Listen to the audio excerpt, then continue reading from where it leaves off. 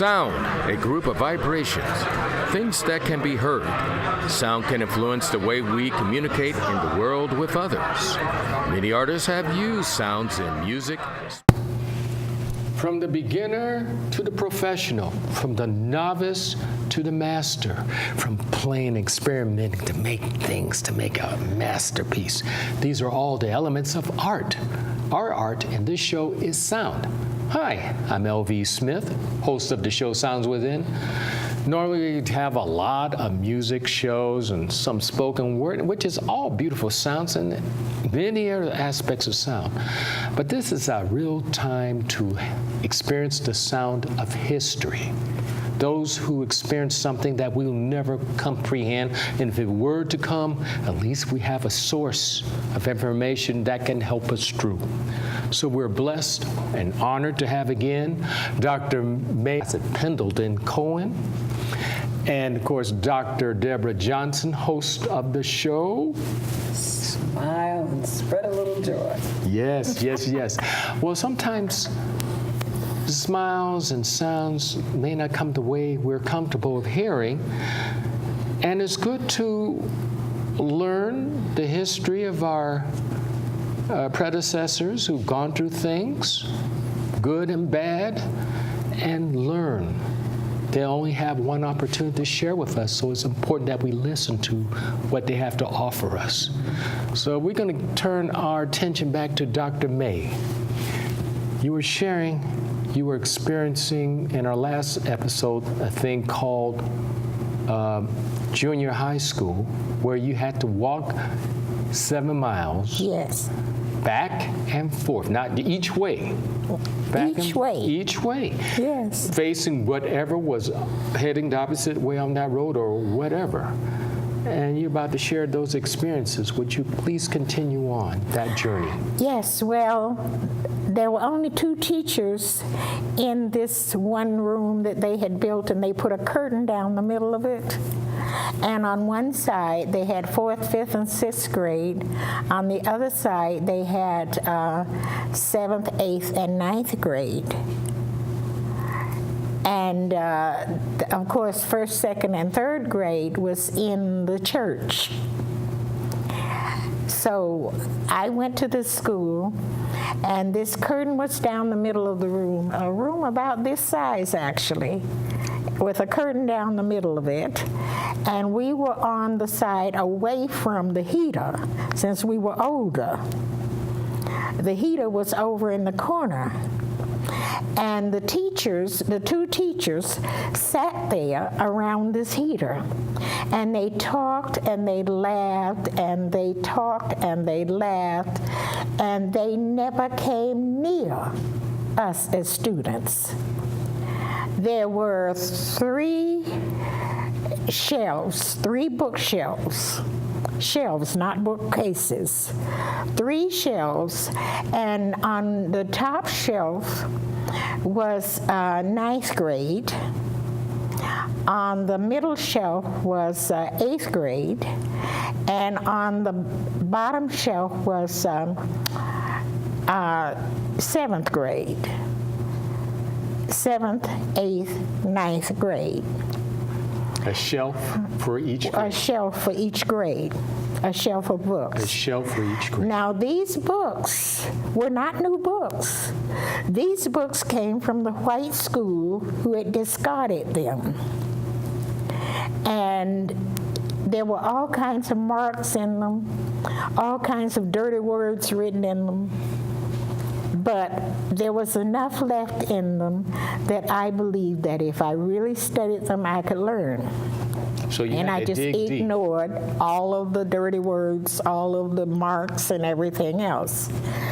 And I went through the first shelf, finished everything, and I'll never forget that when I would finish something from the books, and I would take it to the teacher, and I would make it so neat, and I would have 5 or 6 pages in my very best handwriting, and I would take it to the teacher, and she would look at the outside of it. She never looked inside of it, and write a big okay. with a pencil in 3 colors, red, blue, and green. And I was disappointed, of course, but I figured I'm going to do it anyway. Mm-hmm. So I kept going through these books. So by the time I finished the 8th grade, I had gone through every single book in that whole bookcase. And I had studied the books, and I had finished all of the assignments. I had taken them to the teacher, and the teacher had written a big OK on the outside of it, the paper. She never looked inside. Mm-hmm. And so I went to my grandfather, and I said, Papa, you know what? I don't have any more books in that school. I've read all the ones in the bookshelf, in the bookcase. And he said, all right, I'll get you some books. So he took vegetables and fruits and anything he could, eggs from the farm, to sell in town, and he sold to the richest people in town. He took these, and once I went with him, and he said to the woman, Miss, you know, if you could just give me half of my money in cash and half of it in books. I know you had children who went through school, and any books they had left over, I'd appreciate them. She said, I'm not going to take your money for books. If these children never appreciated the books, I bought them anyway, so I'll just give them to you. She had him go in the house, get all of these books, the classic books, Shakespeare, Tom Sawyer, you know, all of the books, the kind of books that people read, aside from their regular reading, writing, and arithmetic. And we brought them home. Just about a half wagon load of books. Wow. You ever experienced anything like this, Smiles? Like what she just said? Yes. What she's saying gives me joy and pain at how today we don't respect education and learning like that, and how she was so hungry for it and was called at an early age and had somebody to nurture her. That's what basically Smile is about. And so as I'm listening to her story, I'm just beaming, but yet and still so sad that we don't respect education like that now, and sad that the teacher didn't see her giftedness. But I've never experienced that spoken word, but what I did experience that. When I was about 7, I had an experience like you did about education. Right. We're gonna, when we get back from our PSAs, I'd like to hear you espouse a bit more on that. Yeah. How we just take education when it's offered for granted. For granted. And in these times, some folks really just say, well, why should we spend money for educate them? Look at them anyway when they were cutting us in. Exactly. And that is something very troubling, where we're going to talk about later how to help our youth understand nothing is given. Exactly. Take it. And somebody paid for it. Yes, and still paying. So tune in a few seconds, folks. We'll be right back with you. Hi, I'm LV Smith, host of the show Sounds Within. This show comes on every Friday at 8:30 a.m. and 8:30 p.m. However, when I need to really have something to smile about, I tune in every Saturday, 8 a.m. or 8 p.m. to watch Smile, Spread a Little Joy with Smile Lady, a.k.a. Dr. Deborah Johnson. So tune in then. See you then. Hi, LV Smith here, host of the show Sounds Within. A lot of times we have all these artistic sounds, but sometimes we get sounds of a calling. That's it. Sounds of determination and challenge and, what is that word? Sounds of plain adversity. So we're going to talk about someone who's conquered those adversities up to this day, and here to share with us Dr. May Cowan and Dr. Deborah Johnson, a.k.a. Smile Lady, host of the show Smile, Spread a Little Joy. Okay, Dr. May, you were telling us how you went through all these books that were given because the schools that they offered our children then who were willing to learn, especially with two teachers or teachers then who'd never bothered to teach the youth that was willing to learn. And it's kind of spreads a mindset of not wanting to learn, but we want to hear how it related to Smile Lady here. What was you were sharing about how you could see what she's experienced and it related to you, what you were going through. Well, basically my path and her path and the different generations kind of meshed and worked like, I guess, salad dressing, vinegar, and oil.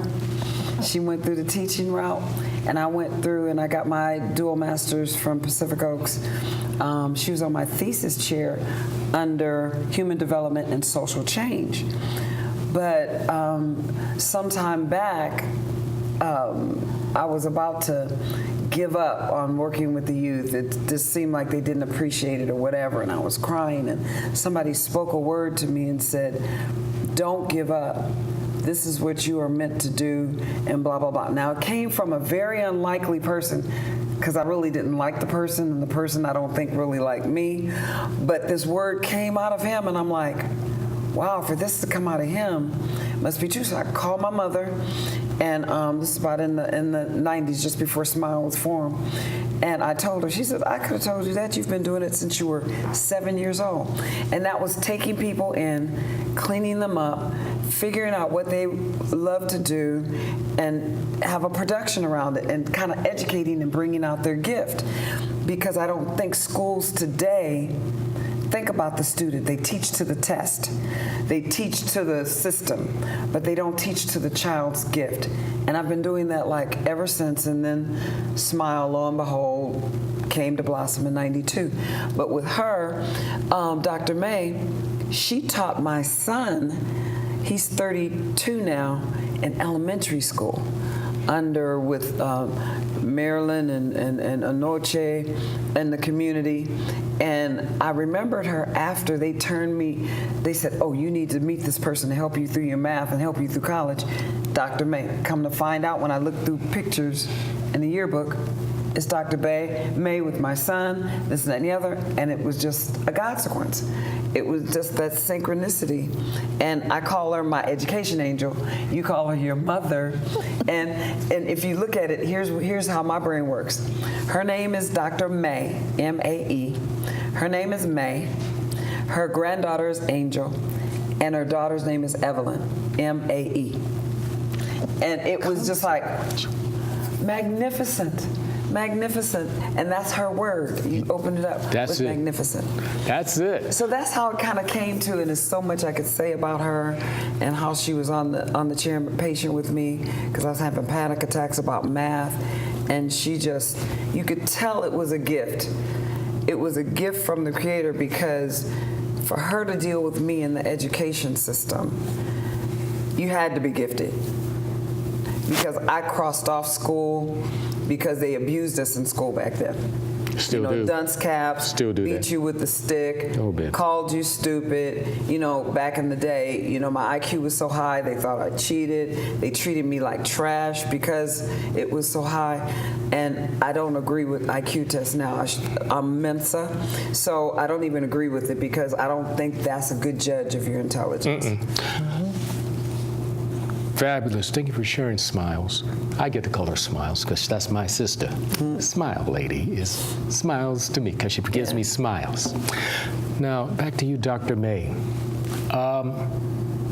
Will you continue on that journey where you're about to make that impact of crossing over from junior high to the next challenge, which I'm sure was? Well, in junior high, I managed to get an education because I went through all those books that my grandfather got from the white people he sold vegetables and fruit to. And many of these books had, the textbooks all had answers in the back. So I would do all of the work, then I would go back and check the answers, and if I didn't have one right, I would go back and go over it until I could get sense, it right, yeah. and until I understood it. That's a gift. So during this time, two things happened. One, there was a county agent, an African-American county agent woman, and her job under President Roosevelt Yes. was to go around and teach the women in the community how to can vegetables and fruits for the winter. She taught them how to use the pressure cooker, and the pressure cooker was free. Thank you, Sister Eleanor. Yes. And so this woman had met me going back and forth to school, walking back and forth, and she would always wave and smile at me, but she couldn't pick me up because that was a county car. And so when I finished the 9th grade, she came to my mother and my grandmother and my grandfather, because they were my parents actually, and she said, I've noticed her going back and forth to school, walking, and there's not another school. I know she's not going to walk 20 miles to the high school, the only high school for black kids. So I want to do something. I have some friends in Tuskegee Institute. And there is one woman in particular who want to have a young girl come and live with her and take care of her little girl and take care of the house. And so I want to take her to Tuskegee so she can finish her high school education. Wow. And my grandmother didn't hesitate at all. She said, that's God's plan. See? There you I go. knew that when the time came, there would be a way provided. So this is it. And I thank you so much for bringing it to us. So Miss Jones took me to Tuskegee, and there was this house. I had never seen a house like that. It was this beautiful, big two-story house. And the yard must have been 2 acres big. Ouch. And it was manicured like you couldn't believe. We're going to get back to that, but we got to pay our tribute to the PSAs to make this show possible. So do tune in next few minutes, and we'll talk then with Dr. May Cowan and Smile Lady. See you in a bit. Hi, I'm LV Smith, host of the show Sounds Within, which comes on every Friday, 8:30 a.m. and 8:30 p.m. When I'm not producing that show, I like to watch James Jones Jr.'s show, which is called Anybody Can Play Guitar, which comes on Fridays at 6 a.m. and 6 p.m. See you then. Hi, it's LV Smith, host of the show Sounds Within. I am blessed to have Smiles there, a.k.a. Dr. Deborah Johnson. She has a first name, too. Host of the show. Smile and spread a little joy. And then our guest of honor is Dr. May Pendleton Cowan, who is her angel and my mother. I should have had, but still my mother. Okay. We were talking about that journey, a journey where we have truly a self-educated prodigy at that time who became a mentor to many. Yes. And we are honored to have you. Oh, yeah. So you continue on, Dr. May, when you were telling us. Well, Miss Jones took me to Tuskegee Institute. Now, there's a big difference between Tuskegee and Tuskegee Institute. Tuskegee is the little white town. that was named Tuskegee at the beginning. Right. When the college, when Booker T. Washington came to Tuskegee to build Tuskegee Institute, this became a community, an all African American community. And everybody who lived there were more or less educated. I went to live with a doctor who was the head of internal medicine at the Veterans Hospital, and his wife, Mrs. Williams, who was the professor at Tuskegee. So when I walked in, Miss Jones rang the doorbell. I walked in the house, and I could hardly catch my breath. This house looked like nothing I had ever seen outside of some of the magazines that my grandfather brought home. It was unbelievable. And to think that I was going to live here was also unbelievable.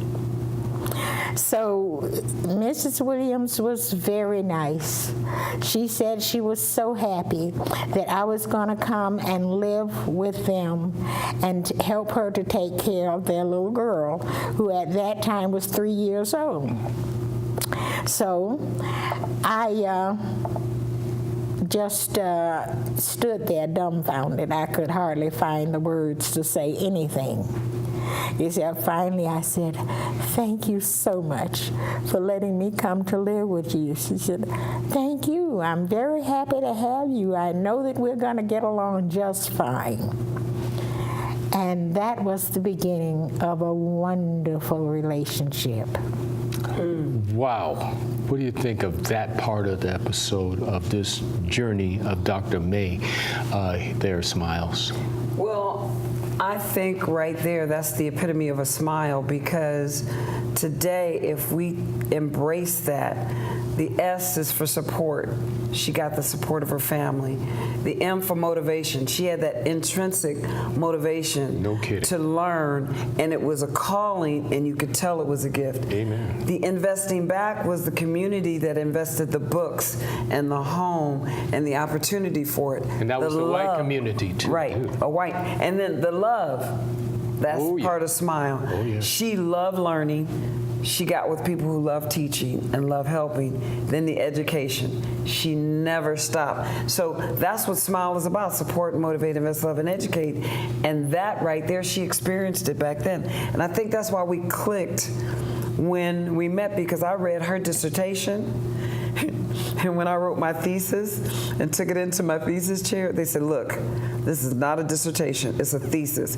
Go back and revamp it." Remember that? Yes. Because I patterned my thesis off of her dissertation, because we were saying the same thing, but in an entirely different generation. It was just amazing. Cross generation. It was just amazing, and I had never read her dissertation before I started my thesis. And my thesis is teaching and learning with the first digital generation. You know, the game has changed. Teaching and learning with the first digital generation. So I took what she had and brought it into the digital native and digital immigrant culture. There you go. Well, right now, we have this demon, and I do call it a demon, called time. You like that. You stole that. It's still a demon. So we're going to let our guest of honor, and we're going to try to squeeze a little time for you. We're going to give you 30 seconds, Dr. May. There's your camera fame right there. What do you have to offer for advice to aspiring future Dr. Mays? First of all, I would teach them to listen to what's inside of them. That's it. And it's inside of everybody. This inner voice that tells you what God created you to be. But you have to listen to it and not give up anything to please other people. No. who tell you that you're not able to, you're too poor to. Tell it. You can't do it because black folks have never done this before. Yep. Or women. Women have never done this before. And so this is what I have taught everybody I met. Amen. I'll testify to that. That's it. You will come back, Dr. May. Oh, Promise I'd me be you'll come back. delighted to come back. I'm holding you to that, and you Thank cannot you. come without my sister, too. Oh, yes.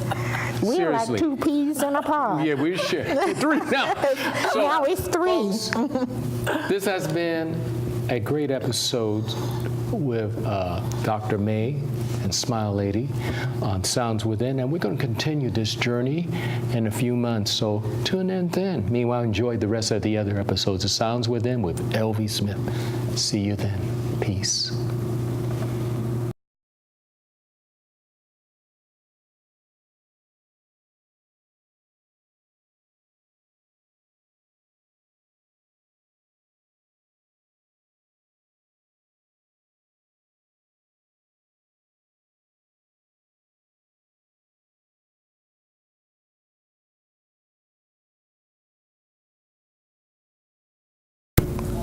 Hi, I'm L.V. Smith, host of the show Sounds Within, which comes on Fridays, 8:30 a.m. and 8:30 p.m. Hey, be sure you tune in and watch Thursday Night Live with Jeff Hodge, Thursday at 10 p.m. See you then. Morning, Gary. We are GetSchooled.com. You want a college education, don't you? You know you do. Yeah, but I don't know where to start. That's why we're here. We're free, handsome. Oh, I think we're Here is my handle and here is my spout. When I get all steamed up, then I shout. Tip me over and pour me out. Oh. The smallest moments can have the biggest impact on a child's life. Cheers. Take time to be a dad today.